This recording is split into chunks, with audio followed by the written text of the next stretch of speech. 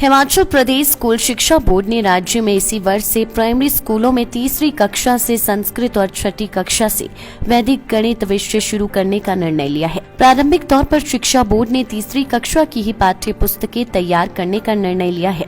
वहीं वैदिक गणित की बात करें तो शिक्षा बोर्ड फर्स्ट व सेकंड टर्म एग्जाम में 3 प्रश्न यानी 6% प्रश्न पूछेगा। इसके लिए शिक्षा बोर्ड ने प्रपोजल तैयार कर लिया है, जिस पर अंतिम निर्णय सरकार द्वारा लिया जाएगा। स्कूल शिक्षा बोर्ड के चेयरमैन डॉक्टर सुरेश कुमार सोनी ने मंगलवार को प्रेस वार्ता में कहा कि संस्कृत को प्रदेश में दूसरी राजभाषा का दर्जा दिया गया है।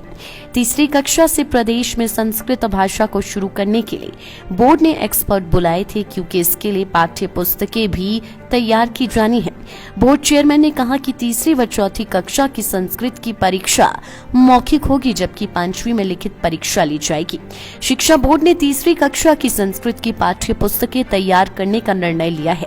इसको लेकर बोर्ड की ओर से प्रपोजल तैयार कर दिया गया है, जिसे स्वीकृति हेतु सरकार के समक्ष रखा जाएगा, जिससे इसी वर्ष इस विषय को प्रदेश में शुरू किया जा सके। बोर्ड चेयरमैन ने कहा कि वैदिक गणित भी 6ठी से 10वीं तक शुरू किया जाएगा, जिसमें 10 सूत्र शामिल किए जाएंगे। वहीं 6 अन्य सूत्रों को 11वीं व 12वीं में शामिल किया जाएगा। उन्होंने बताया कि प्रयास रहेगा कि 6वीं से 10वीं तक वैदिक गणित के 1 या 2 चैप्टर शामिल किए जाएं। इसके आधार पर बोर्ड की टर्म 1 व टर्म 2 की परीक्षा में 3 प्रश्न पूछे जाएंगे, यानी 6% प्रश्न वैदिक गणित से शामिल किए जाएंगे।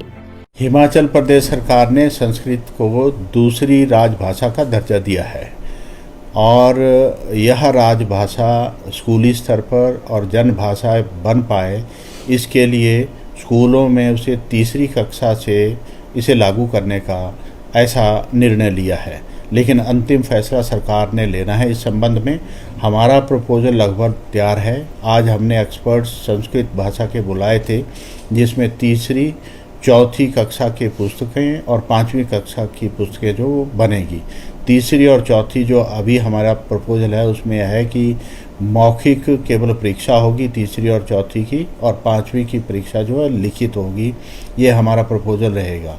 लेकिन इस संदर्भ में भी जो निर्णय होगा वो सरकार का होगा, परंतु इस राजभाषा को यानी संस्कृत राजभाषा को जो द्वितीय राजभाषा है, स्कूली स्तर पर ठीक तरह से इम्प्लीमेंट क्रियान्वयन और उसके जानने के लिए जो प्रयास बोर्ड के हैं वो जारी हैं। और इस वर्ष अगले वर्ष से यानी जब कक्षाएं बैठेगी तो तीसरी कक्षा से हमारा प्रयास रहेगा कि संस्कृत की पुस्तक बच्चों को उपलब्ध हो और इस विषय को भी जानने का प्रयास शिक्षकों के माध्यम से विद्यार्थी कर सकें।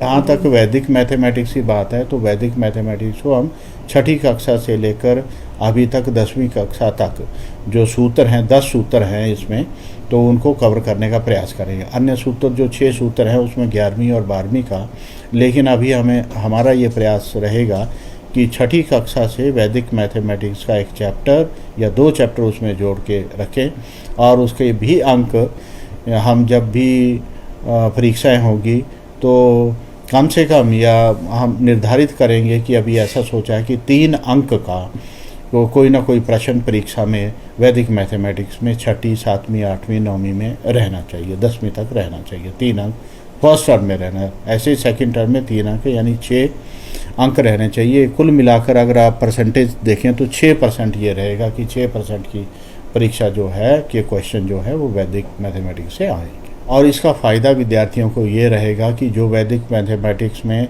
बहुत क्विकली जो है वो सॉल्यूशंस निकाल लिए जाते हैं, कैलकुलेशन कर ली जाती है, तो हिमाचल प्रदेश के बच्चे भी इसको सीखें, वैदिक मैथमेटिक्स को सीखें, तो प्रयास रहेगा।